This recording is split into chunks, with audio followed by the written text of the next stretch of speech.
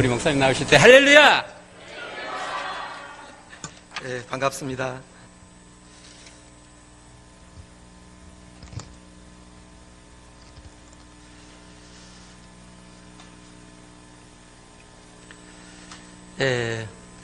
구약 성경에는 소선지서가 12편이 있습니다. 대부분 소선지서가 이방 나라의 어떤 심판과 하나님의 징계에 관한 말씀입니다. 그러나 유일하게 오늘 읽었던 요나서만큼은 이방 나라의 구원에 대해서 말씀하고 있습니다. 다시 말해서 하나님은 선인의 하나님만이 아니라 악인의 하나님 되심을 알리는 말씀입니다. 우리에게 적용해 보자면 하나님은 내 하나님만이 아니라 나를 박해하고 나를 핍박하는 자의 하나님 되심을 말씀하신다는 것입니다. 요나서는 총 4장으로 구성되어 있습니다. 여러분, 이 요나서 내용은 우리가 너무도 잘 아는 내용입니다. 교회 학교에 다닐 때 한 번쯤 들었던 말씀이기도 합니다. 이 요나서 내용 전체를 대표하는 말씀이 어떤 말씀일까요? 하나님께서 이 요나서를 통해서 결국 우리에게 전하고자 하는 말씀이 무엇일까요? 저는 이 요나서를 묵상하면서 하나님께서 우리에게 전하고자 하는 궁극적인 그 목적, 하나님의 마음이 요나서 맨 마지막 절에 있음을 발견했습니다. 오늘 본문의 11절입니다. 11절 말씀을 우리가 다시 한번 함께 봉독에 올리도록 하겠습니다. 시작. 하물며 이 큰 성읍 니느웨에는 좌우를 분별하지 못하는 자가 12만여 명이요 가축도 많이 있나니 내가 어찌 아끼지 아니하겠느냐 하시니라. 아멘. 요나서의 마지막을 하나님께서 내가 어찌 아끼지 아니하겠느냐, 이 말씀을 남기고 끝내고 있습니다. 여기서 이 아끼다, 아끼지라는 말이 이 히브리어 원문 성경을 찾아보면 후스라는 단어를 사용하고 있습니다.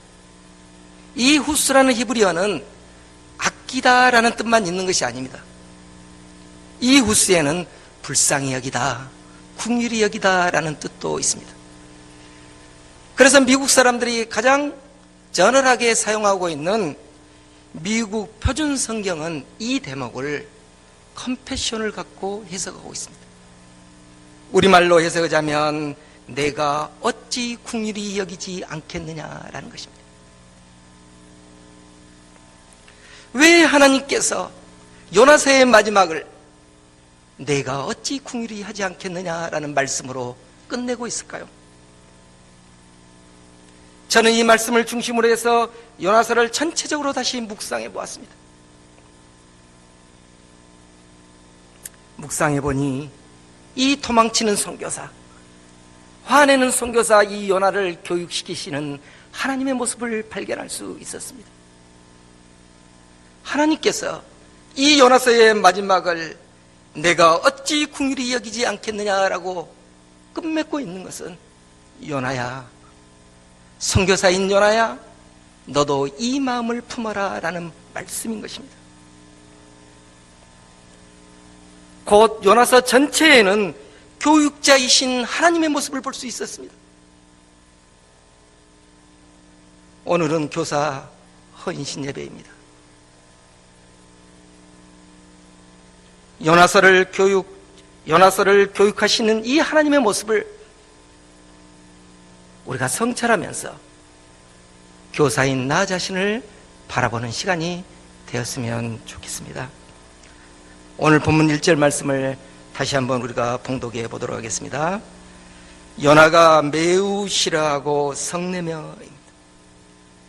요나가 무엇 때문에 이렇게 매우 성내고 싫어하고 성내고 있을까요? 요나는 악한 니느웨 성이 구원받은 것에 대해서 매우 싫어하고 성내고 있는 것입니다. 이스라엘 민족에게 니느웨는 온수 같은 나라였습니다. 이스라엘을 공격하고 박해하는 나라였습니다. 악이 창궐한 곳이었습니다. 그래서 요나의 입장에서 보자면 하나님의 심판이 반드시 있어야 하는 곳이었습니다.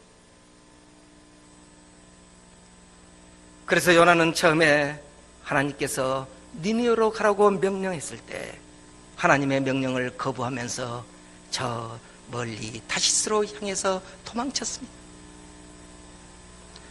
도망치는 요나를 하나님께서는 붙잡으셔서 그를 물고기 학교에 입학시키셨습니다. 요나는 물고기 뱃속에서 3일 동안 훈련을 받았습니다. 요나는 이 물고기의 뱃속을 마치 수어루 뱃속 같다라고 고백하고 있습니다. 요나서 2장에 보면 나옵니다. 고통스러운 요나의 기도가 시작됩니다. 수어는 무엇입니까?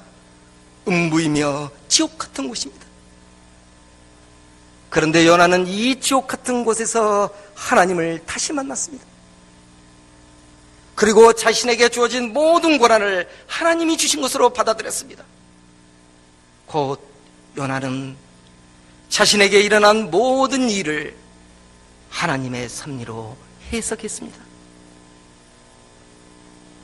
자, 이 정도 됐으면 이제 선교사로 출발할 준비가 되었다고 하나님이 생각했습니다. 이 정도의 고난을 받았으면 이제 너 깨달은 게 있으니까 이제 교사로 선교사로 준비되었다고 생각했습니다. 그래서 하나님은 요나에게 다시 니느웨로 가라고 명령했습니다. 요나는 이제 수어르 뱃속에서 나온 지 얼마 되지 않았기 때문에 말씀에 순종해서 니느웨로 가서 하나님의 메시지를 선포했습니다. 그런데 여러분, 3일 동안 수어르 뱃속에서 교육받은 요나가 하나님의 마음을 품는 선교사가 되었을까요? 요나가 니느웨에 가서 하나님의 메시지를 선포하자 백성들과 왕이 베옷을 입고 금식하며 회개했습니다. 하나님께서는 그들을 불쌍히 여기시고 긍휼히 여기시고 하나님은 뜻을 돌이켜 심판을 멈추셨습니다. 그런데 요나는 이 하나님의 긍휼하심이 매우 싫고 화가 났던 것입니다. 그런데 오늘 본문 1절에는 요나가 그냥 싫어하는 정도가 아니라 매우 싫어했다고 나왔습니다. 이 싫어하고라는 말을 히브리어 원문 성경을 찾아보면 야라라는 단어를 사용하고 있습니다.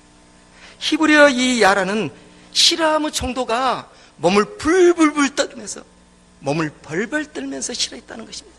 그런 의미로 사용된 단어입니다. 요나는 하나님의 긍휼하심에 몸을 부들부들 떨면서 싫어했다는 것입니다. 그리고 성내며라는 말은 히브리 원문 성경은 하라라는 단어를 사용합니다. 이 하라라는 말은 얼굴이 뻘거지고 열이 막 나오면서 코에서 씩씩거리면서 분노하고 있다는 것입니다. 이 모습은 인류 최초의 범죄가 재앙된 가인이 하나님 앞에서 분노한 모습과 똑같은 단어를 쓰고 있습니다. 하라라는 단어를. 다시 말해서 요나는 몸을 부들부들 떨면서 얼굴이 빨개지고 씩씩거리면서 하나님 앞에서 분노했다라는 것입니다. 분노한 요나는 하나님을 향하여 저 악한 도시 우리의 원수의 땅 니느웨가 멸망하는 것을 보지 못하느니 차라리 나를 죽이십시오라고 하나님께 반항합니다. 그 내용이 3절 말씀에 나와 있습니다. 3절 말씀을 다 같이 함께 봉독에 올리도록 하겠습니다. 여호와여 원하건대 이제 내 생명을 거두어 가소서 사는 것보다 죽는 것이 내게 나음이니이다 하니. 요나가 완전히 하나님을 협박하고 있습니다. 요나는 물고기 뱃속에서 하나님을 다시 만나고 이제 하나님의 말씀에 순종하는 선교사가 되겠다라고 교사가 되겠다라고 다짐했습니다. 그런 요나가 하나님이 니느웨에 재앙을 내리지 않자 몸을 부들부들 떨면서 불같은 성을 내고 있다는 것입니다. 여러분, 이런 요나의 모습이 우리 주변에는 없습니까? 혹시 교회에 요나 같은 학생이 없는가요? 도대체 화를 내지 않아야 할 상황에도 혼자 씩씩거리면서 화를 내고 있다는 것입니다.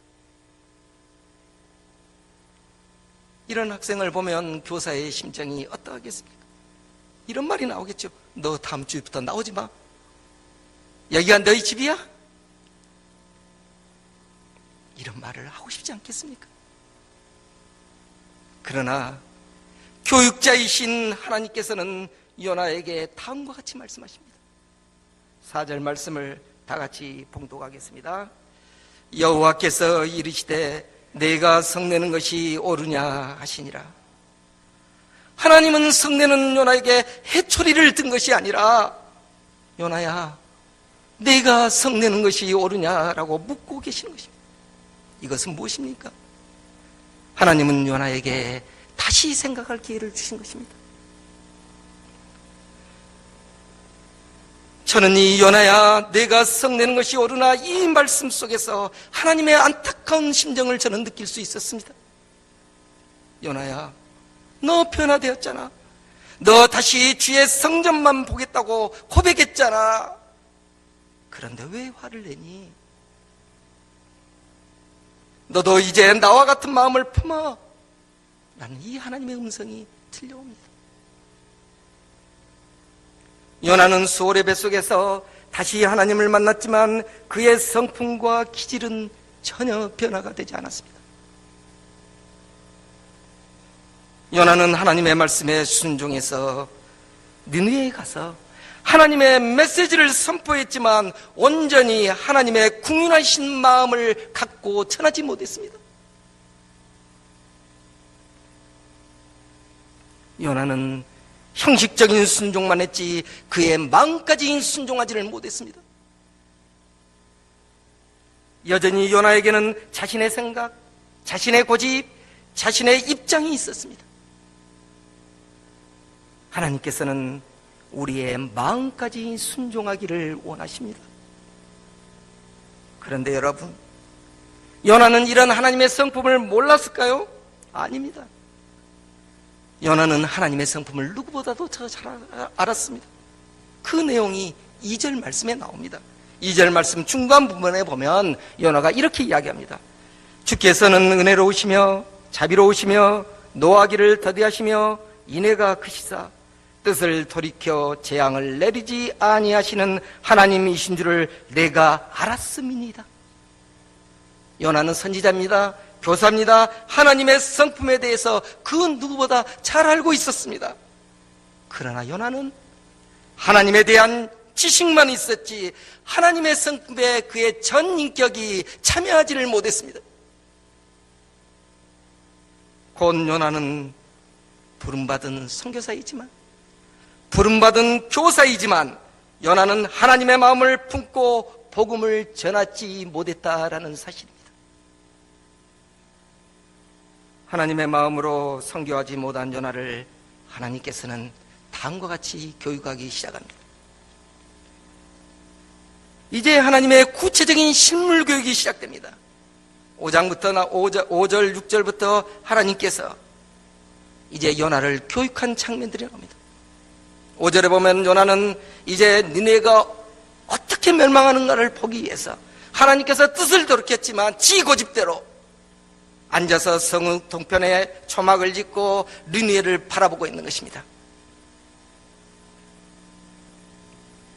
그때 하나님께서 교보제로 박농쿨을 쓰기 시작합니다. 그 흔한 박농쿨을 자라게 하셔서 요나의 머리에 그늘을 만들어 주십니다. 요나는 그늘이 지니까 괴로움이 많아지고 이 박농쿨로 말미암아 즐거워했습니다. 기뻐했다고 성경은 기록하고 있습니다. 그런데 이 기뻐하는 요나에게 또 다른 교육제도를 사용하십니다. 그게 바로 벌레입니다. 그래서 7절에 보면 하나님이 벌레를 예비하사 이튿날 새벽에 그 박농쿨을 갉아먹게 하시니 시드니라라는 것입니다. 이 사장을 전체를 읽어보면 예비하사라는 말씀이 자주 나옵니다. 이 앞에 하나님께서 박농쿨을 예비하사 이렇게 이 7절에는 하나님이 벌레를 예비하사, 8절에 가면 하나님이 뜨거운 통풍을 예비하사. 하나님은 요나를 교육하기 위해서 미리미리 준비하셨다는 것입니다. 이 예비하사란 이 짧은 단어 속에서도 우리를 위해 준비하신 여호와 이레의 하나님의 모습을 우리는 살펴볼 수 있는 것입니다. 교육자이신 하나님은 요나를 위해서 미리미리 교육 재료를 준비하셨습니다. 그것도 우리 주변에 쉽게 구할 수 있는 것을 통해서 요나를 교육시키신 것입니다. 벌레가 요나의 머리에 그늘되었던 박농쿨을 갉아먹어버리자 요나는 이제 뜨거운 직사광선이 머리에 비치고 또 통풍이 바닷가에서 불어오니까 그걸로 어지럽기 시작했습니다. 정신이 혼미해졌습니다. 그러니까 요나가 이제 또다시 하나님께 성질을 내기 시작합니다. 차라리 죽여주십시오라고 불평을 합니다. 그 말씀이 8절 말씀입니다. 8절 말씀에 후미에 보면 요나가 혼미하여 스스로 죽기를 구하여 이르되 사는 것보다 죽는 것이 내게 나으니이다 라는 것입니다. 이런 불평하는 요나에게 하나님은 다시 교육합니다. 하나님이 어떻게 말씀하십니까? 9절 말씀을 우리가 함께 봉독해 봅시다. 하나님이 요나에게 이르시되 내가 이 박농쿨로 말미암아 성내는 것이 어찌 옳으냐 하시니 그가 대답하되 내가 성내어 죽기까지 할지라도 옳으니이다 하니라. 여전히 변화되지 않는 선교사 요나의 모습을 볼 수 있습니다. 4절에서도 요나가 성질내는 모습이 나옵니다. 오늘 이 9절에서도 8절에서도 또 성질냅니다. 그러니까 하나님께서 요나야 네가 성내는 것이 옳으냐라고 또 요나에게 묻고 있는 것입니다. 요나는 3일 동안 수오르 뱃속에서 엄청난 고난을 당했지만 요나는 그 고난을 또 다 잊어버리고 다시 옛날 본성과 기질이 나오고 있는 것입니다. 요나는 하나님께 내가 성질나서 죽을 줄라도 옳습니다 라고 항변하는 것입니다. 여러분, 이런 요나 같은 사람이 우리 주변에 있다면 얼마나 힘들겠습니까? 교회에 이런 요나 같은 사람이 있으면 교회가 얼마나 힘들어지겠습니까? 때로는 같이 화를 내고 싸우지 않겠습니까? 그러나 인애가 풍성하신 하나님은 성내지 않고 다음과 같이 교육하십니다. 10절 말씀, 11절 말씀을 제가 봉독에 올리겠습니다. 여호와께서 이르시되 내가 수고도 아니하였고 재배도 아니하였고 하룻밤에 났다가 하룻밤에 말라버린 이 박농쿨도 아꼈거늘 하물며 이 큰 성읍 니느웨는 좌우를 분변하지 못하는 자가 12만여 명이요 가축도 많이 있나니 내가 어찌 아니하겠느냐 하시니라. 하나님은 요나야 너는 하룻밤 사이에 말라서 사라져버린 이 박농쿨도 아까워하는데 저 큰 성읍 니느웨는 좌우를 분별하지 못한 12만 명이나 된 사람이 있고 수많은 가축들도 있다. 내가 어찌 아끼지 아니하겠느냐. 저는 이 말씀이 제 가슴에 너무도 강하게 다가왔습니다. 선교사이며 교사인 요나에게 하나님께서는 요나야 너도 내 마음을 품고 내 마음에 있는 이 안타까운 마음, 궁휼한 마음을 품어라. 그렇게 요나서는 끝내고 있다는 것입니다. 곧 하나님께서는 우리를 향해서도 너희도 궁휼한 마음을 품고 가르치는 자가 되라 라고 말씀하고 계시는 것입니다. 강주 유일교회 현관에 들어서면 렘브란트의 그림 그 유명한 돌아온 탕자가 걸려 있습니다. 저는 이 그림이 유일교회의 상징처럼 여겼습니다. 저도 이 그림을 너무 좋아해서 제 목양실에도 이 그림이 걸려 있습니다. 영성신학자 헨리 나우에는 1983년 프랑스에 있는 라주시 공동체에 친구의 사무실을 방문했다가 친구 사무실 앞에 붙어있는 이 렘브란트의 탕자의 귀향이라는 이 그림을 보게 됩니다. 헨리 나우에는 이 한 장의 그림을 보고 깊은 충격에 빠지게 됩니다. 그는 이 그림을 만난 후 2년 만에 하버드 대학 교수직을 버리고 라주시 공동체로 돌아옵니다. 그의 믿음의 여정은 탕자, 곧 하나님의 품에 안긴 작은 아들에서 시작됩니다. 헨리 나우에는 돌아와 아버지의 품에 안겨 무릎 꿇는 이 작은 아들의 모습 속에서 자신의 모습을 발견하게 됩니다. 그리고 그 유명한 탕자의 귀환이라는 책을 쓰게 됩니다. 돌아온 작은 아들을 품고 있는 이 아버지의 눈은 장님이 될 정도로 감겨져 있습니다. 아버지의 눈은 아들을 향한 눈물로 해지고 짓눌려 있습니다. 이 아버지의 모습은 긍휼이 풍성하신 우리 하나님 아버지의 모습이기도 합니다. 누가복음 15장 20절은 이 긍휼이 풍성하신 하나님의 모습을 다음과 같이 기록하고 있습니다. 이에 일어나 아버지께로 돌아가니라. 아직도 거리가 먼데 아버지가 그를 보고 치긴히 여겨 달려가 목을 안고 입을 맞추니. 저는 이 말씀을 너무도 좋아합니다. 하나님 아버지의 긍휼하신 마음을 그대로 느낄 수 있습니다. 아직도 거리가 먼데 이 말씀이 어떤 의미입니까? 아버지는 날마다 집 나간 작은 아들이 돌아오기만을 애타게 기다리고 있었다라는 것입니다. 그래서 아직도 거리가 먼데 저 멀리 지평선 너머로 그림자를 보면서 내 아들이구나 라고 발견했다라는 것입니다. 그리고 그를 치근히 여겨서 달려가 부둥켜 안았습니다. 이 말씀 속에서 치근히 여겨라는 말을 헬라어 원문 성경은 스프랑크니 조마이를 쓰고 있습니다. 스프랑크니 조마이라는 단어의 의미는 창자 속에서부터 솟아나온 아픔의 감정을 말합니다. 다시 말해서 창자가 끊어지는 아픔을 말합니다. 이것을 우리가 한자성어로 단장지혜라고 말합니다. 하나님 아버지께서는 창자가 끊어지는 아픔의 시간을 아들이 돌아오기만을 기다리고 있었다라는 것입니다. 그래서 NIV 성경은 이 치근히 여겨를 컴패션으로 번역하고 있습니다. 긍휼로 번역하고 있는 것입니다. 아버지는 돌아온 아들을 징계하지 않고 긍휼로 사랑으로 그의 신분을 회복시켜 주셨습니다.